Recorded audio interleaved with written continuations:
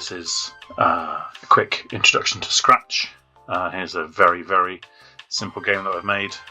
Green flag's clicked. I move Bob to the right, and if you look at the number of lives, it currently says 3. When I touch Stoner, the baddie, whatever it is, score goes down to 2, and he disappears. So we're going to drill into exactly how I did all of that. Here is the finished code. I am going to delete all of it and start again from scratch, no pun intended, so you can see the thought process of how it all takes shape. Oh, I can't believe I just did that. Oh, now I've got to start again. So there are a few things that we are doing in making of this basics of a game.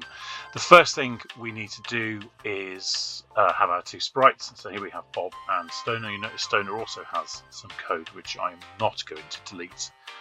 I think I've made enough work for myself as it is. So the first thing I need to do is have a when clicked, and I need to be able to control Bob. So we're going to go into the control menu, and we are going to have an if then, which is a conditional, and what it's going to be doing is checking the condition of whether a particular key is being pressed, and in this case that key is going to be the right arrow. And if I am pressing the right arrow, then I want Bob to move to the right. So I'm going to go to motion, and I'm going to change X, which is across the screen, left and right, by 10. X positive 10, so 10 would mean I move to the right, minus 10 would mean I move to the left. However, if I now run the game and I press the arrow key, nothing will happen. Because the program is checking once to see if I'm if I'm pressing the right arrow, and if I'm not pressing the right arrow, nothing will happen. If I'm pressing the right arrow, he will move very briefly to the right, but it is only going to check once. So the other thing I need to do is to put all of that inside a loop, and we have talked about loops. What do loops do? They repeat. So now it is going to check to see if I'm pressing the right arrow, then it's going to check again and again and again and again and again and again forever. Which means now if I move Bob over to the left and I stop and I restart and I press the right arrow key, he moves.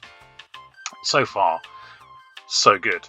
The next thing I need to do is to set my number of lives to 3, which currently it's still at 2 from when I ran the game originally. So we're going to go into variables. Now we already have a variable called lives because I've already created it.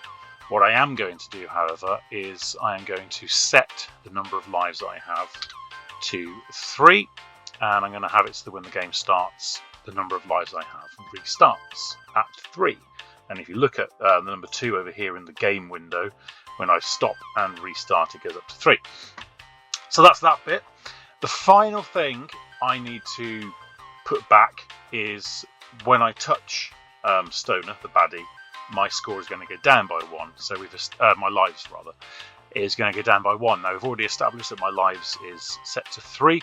So the other thing I need to do then is to change that score, number of lives, each time I touch Stoner or whatever it might be. So we're going to have another when clicked.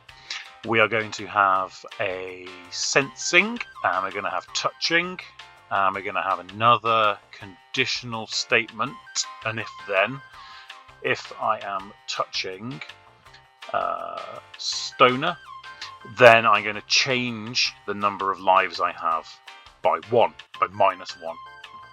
So back into variables, change lives by 1, make that into minus 1, so my number of lives goes down.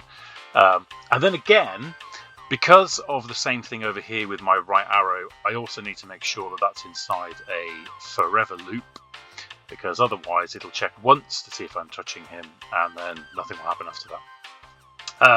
Now, not for nothing, I'm also going to add this weight block, which I'm going to change to 0.5, because if I don't have that underneath this section here, this bit, it doesn't work. I'm not entirely sure why that is, but after a lot of debugging, when I first tried this out, it turns out I think everything just happened so quickly that Scratch can't handle it. So it's going to forever check to see if I'm pressing the right arrow key, and if I am ever pressing the right arrow key, it's going to change X by 10, which means moving the character to the right hand side by 10 pixels. So an almost imperceptible amount, but yeah, 10. And it's going to check to see if I'm touching this sort of weird stoner character, and if I am touching him, then he's going to change the number of lives I have by -1, so take it down by 1. And that's all that's going to happen. In case you're curious, and I'm sure you weren't, but if you were, Stoner also has some code, which I'm going to magnify up. Here, I will quickly explain his as well, because it might be useful to you. Let me get rid of that show for a second. What happens with Stoner is that he again is checking forever, hence the loop. Always going to be checking to see if Bob is touching him. And if he is touching him, then he's going to hide. It basically means that when Bob touches him, he disappears.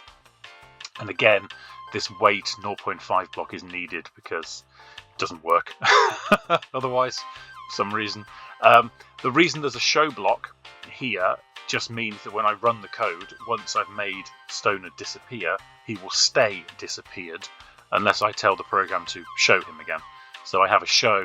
Anything essentially that you disappear or hide during the course of your game, you will need to make sure you show it when the game first runs.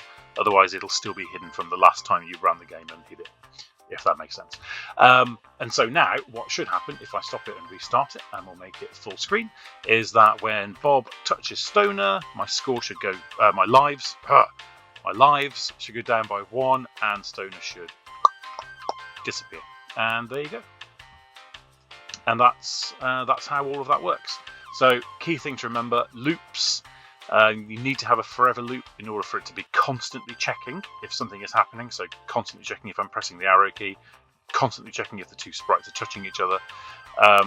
You need to make sure you've got your variable set at the start of the code, otherwise you won't be able to change it afterwards. Make sure it has a meaningful title. Don't just call it on the keyboard, give it a name that means something. And make sure that you have this little wait block, otherwise it doesn't work.